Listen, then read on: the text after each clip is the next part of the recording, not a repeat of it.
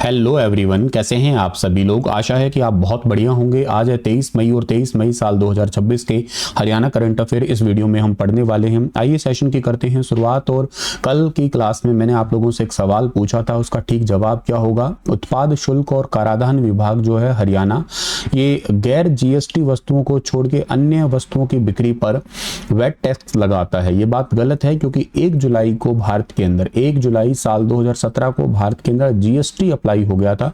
तो अब सारी चीजों पे वैट नहीं लगता है, बल्कि जीएसटी लगाया जाता है। वैट केवल उन्हीं पर्टिकुलर गैर जीएसटी जो आपके प्रोडक्ट है उन पे लगता है जिन्हें जीएसटी से बाहर रखा गया है। जीएसटी से बाहर रखे गए जो मेन प्रोडक्ट हैं वो 4 ना आके 5 है। जैसे मानव उपभोग के लिए मेनली जैसे शराब आ जाती है इसके अंदर। अब शराब जो है वो इसके अंदर आ गया। पेट्रोलियम जैसे पेट्रोल डीजल हो गया, या क्रूड ऑयल हो गया, नेचुरल गैस जैसे हो गया, आपका एविएशन फ्यूल जैसे हो गया है आपके पास में, तो इनके अंदर आता है ये। अब ये गैर जीएसटी वस्तुओं को छोड़ के बाकी सब पे वैट लगता है। ये कराधान वर्तमान नियमों के बिल्कुल थोड़ा सा उल्टा है, इसलिए ये वाली स्टेटमेंट जो है ना गलत है। आपके ध्यान रखना आप लोग।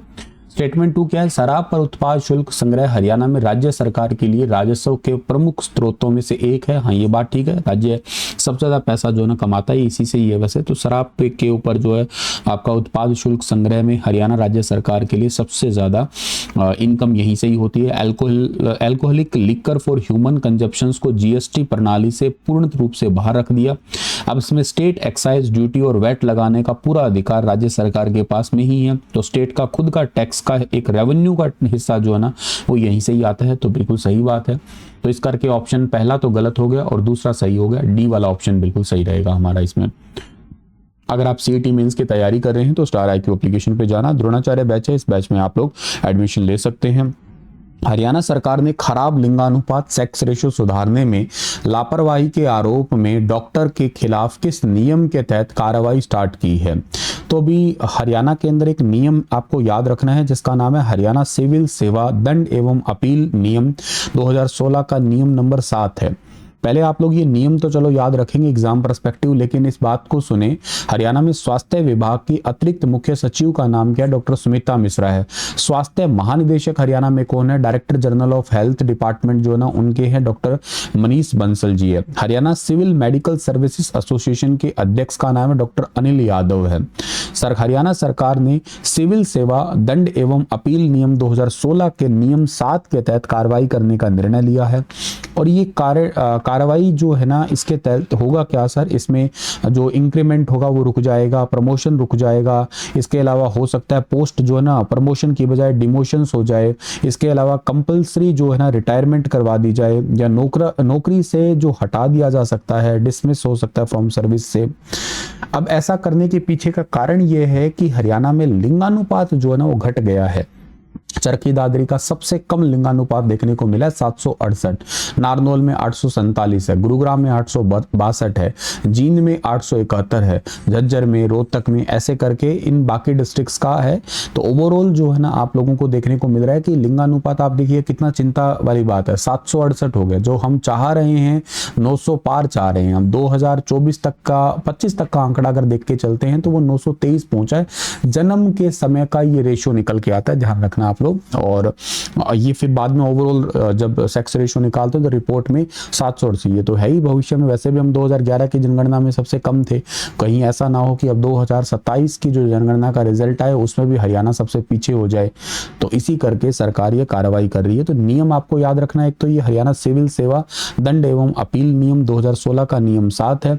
इस नियम में होता क्या क्या है ये भी पता हो। हरियाणा में ACS कौन है? डॉक्टर सुमिता मिश्रा। हरियाणा के डायरेक्टर जनरल कौन है हेल्थ डिपार्टमेंट में, हेल्थ सर्विसेज के लिए? तो डॉक्टर मनीष बंसल जी है। और Haryana civil medical service association के अध्यक्ष का नाम है डॉक्टर अनिल यादव। लिंगानुपात गिरा है इसलिए सरकार जो है ना ये सख्ती कर रही है। 2025 में प्रति 1000 बेटों पर 923 था। 2026 में अब ये आंकड़ा कितना आ गया? हो गया 898। वैसे ये आंकड़ा हर महीने का बदल जाता है, तो पूरे साल 2025 तक का तो आपको यही याद रखना है। लेकिन चिंता तो है ही है। अब आप देखिएगा इसमें हम लोग बहुत पीछे चले गए हैं, तो 898 ही रह गए हैं। 13 जिलों में लिंगानुपात जो ना 900 के नीचे पहुंच गया है। और हरियाणा के स्वास्थ्य मंत्री का नाम क्या है? हरियाणा के स्वास्थ्य मंत्री का नाम आरती राव है, याद रखना आप लोग। आगे बढ़ते हैं। अगला सवाल है कि हरियाणा सेवा का अधिकार आयोग के द्वारा लॉन्च किए गए नए ऑटो अपील सिस्टम AAS यानी कि आस की सुविधा किस माध्यम से उपलब्ध करवाई गई है। तो ऑटो अपील सिस्टम को अभी हरियाणा में व्हाट्सएप, चैटबॉट और मोबाइल एप्लीकेशन के थ्रू उपलब्ध करवाई गई है। हरियाणा सेवा का अधिकार आयोग के मुख्य सचिव का आयुक्त का नाम है TC गुप्ता। ये क्वेश्चन भी आपके लिए इंपॉर्टेंट है, याद रखना। हरियाणा सेवा का अधिकार आयोग के मुख्य आयुक्त तो TC गुप्ता जी होंगे। चर्चा का कारण ये है कि आयोग के द्वारा साल 2025-26 की वार्षिक प्रशासनिक रिपोर्ट जारी की गई है। इसमें व्हाट्सएप चैटबॉट लोगों की सुविधा के लिए, क्योंकि ज़्यादातर लोग व्हाट्सएप का इस्तेमाल करते हैं, तो उसके लिए एक नंबर दिया गया है 6239466937। ये नंबर है, इसके थ्रू आप घर बैठे जो भी इंफॉर्मेशन सर्विसेज है सरकार की तरफ से जो मिलती है उनकी आप इंफॉर्मेशन ले सकते हो। इसके साथ साथ अगर आपका कोई काम समय पे नहीं हुआ है तो उसके आप अपील के लिए यहाँ पे लिख सकते हो। अपील का स्टेटस जो है ना आप लोग व्हाट्सएप पे ही देख सकोगे। और आस मोबाइल एप्लीकेशन है, ऑटो अपील सिस्टम का आधिकारिक मोबाइल एप्लीकेशन भी लॉन्च किया गया है स्पेशली, जिसमें वर्चुअल हियरिंग होगी। जैसे आप अपील की सुनवाई वीडियो कॉन्फ्रेंसिंग के माध्यम से भी की जा रही है। जैसे आपको कहीं पे ऑफिस वगैरह में नहीं जाना, आपके घर पे वीडियो कॉल करके आपको जो भी प्रॉब्लम है, आपके पास में जो प्रूफ वगैरह है वो शेयर कर सकते हैं अधिकारियों के साथ में। ऑटो अपील सिस्टम साल 2021 में स्टार्ट किया गया था। रिसेंटली चंडीगढ़, त्रिपुरा के अंदर इसको अप्लाई किया गया है और ये अपने आप ऑटोमेटिक वरिष्ठ अधिकारियों के पास में अपील दे देता है। नागरिकों को खुद किसी ऑफिस में जाने की जरूरत नहीं है। हरियाणा में करंट में 56 विभाग की 802 सेवाएं सेवा का अधिकार कानून राइट टू सर्विस एक्ट के दायरे में आती है।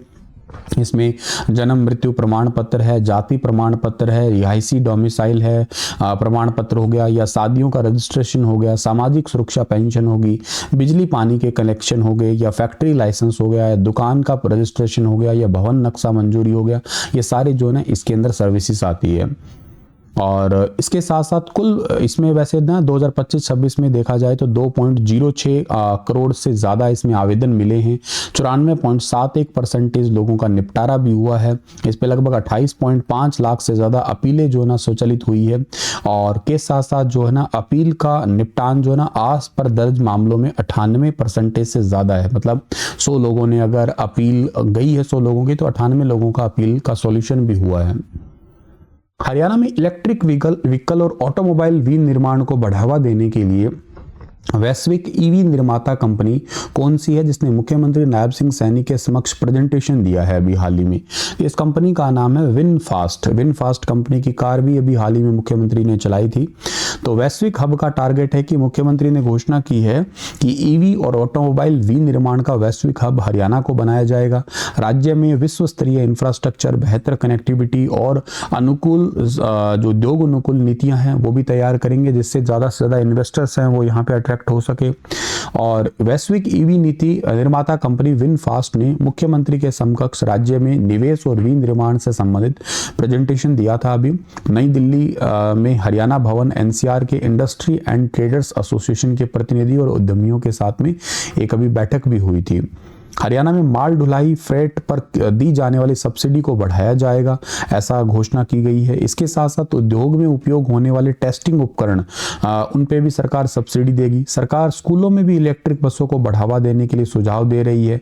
इसके अलावा इंडस्ट्रियल मॉडल टाउनशिप क्षेत्रों में EV बस और प्रदूषण नियंत्रण उपकरणों के लिए भी सब्सिडी सरकार देगी।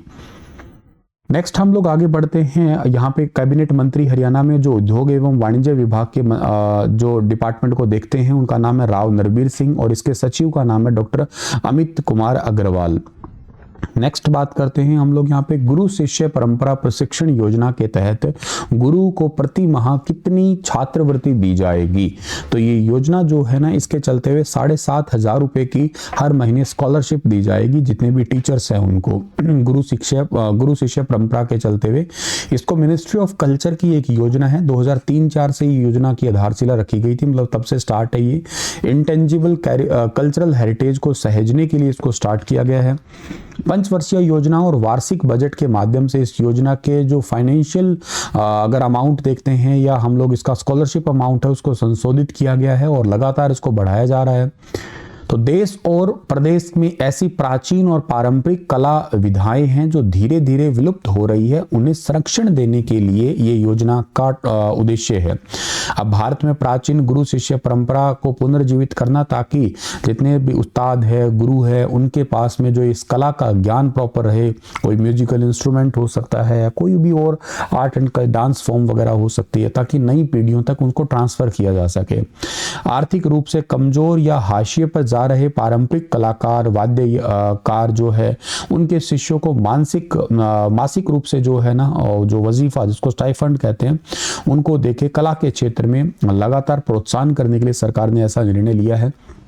और इस जितने भी जो सांस्कृतिक केंद्र है, मतलब जोनल कल्चरल सेंटर है, उनके थ्रू भारत सरकार के सांस्कृतिक मंत्रालय के अधीन ये काम करते हैं। मतलब उत्तर भारत और हरियाणा के कुछ हिस्सों में, जैसे कि स्पेशली प्रयागराज इसके मुख्य नोडल केंद्रों में से एक है। हरियाणा के पात्र और योग्य कलाकारों की पहचान करके और उनकी एक लिस्ट बनाई जाएगी। कला एवं सांस्कृतिक कार्य विभाग हरियाणा को इसके लिए सौंपा गया है ये काम। तो जो मेन टीचर हैं उनको तो 7,500 रुपये, जो बेसिकली उनके साथ में है, जो सिखाने के लिए हैं, उनको 3,750 रुपये हर महीने, संगतकार जिनको कहते हैं, और जो टीचर बच्चे हैं सीखने वाले, उनको 1,500 रुपये हर महीने दिए जाएंगे, ऐसा सरकार ने घोषणा की है।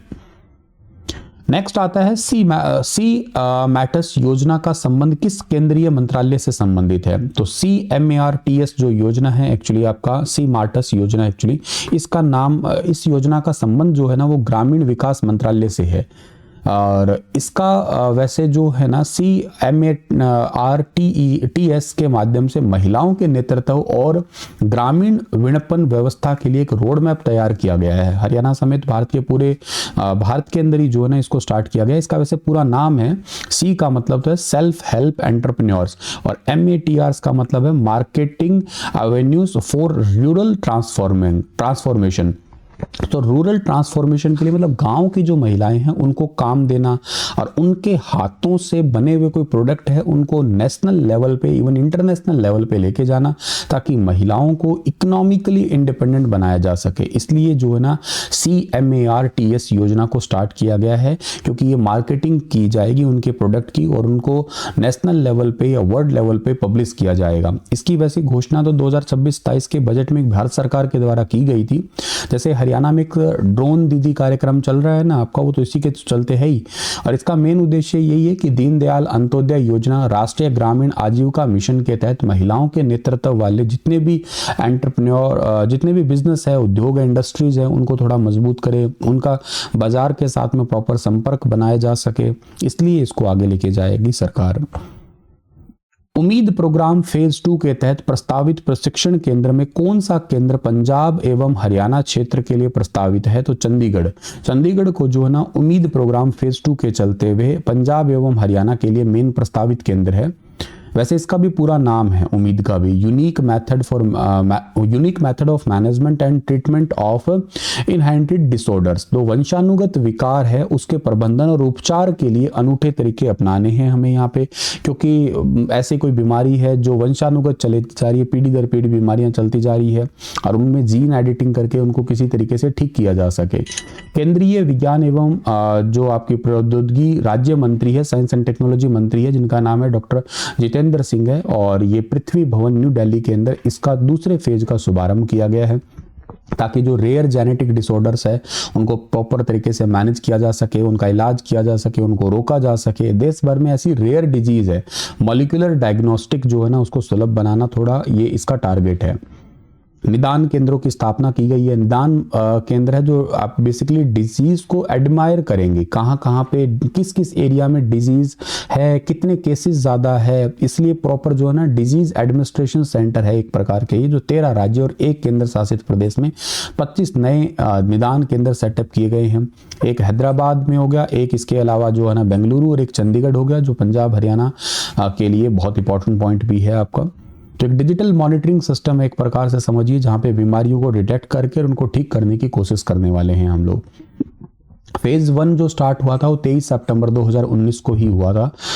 नेक्स्ट बात करते हैं हम लोग, आपके लिए एक सवाल देखे जाते हैं कि इन हरियाणा निम्नलिखित कथनों पर विचार करना है। 3 स्टेटमेंट है। हरियाणा में राज्य सरकार ब्याज अनुदान प्रदान करती है।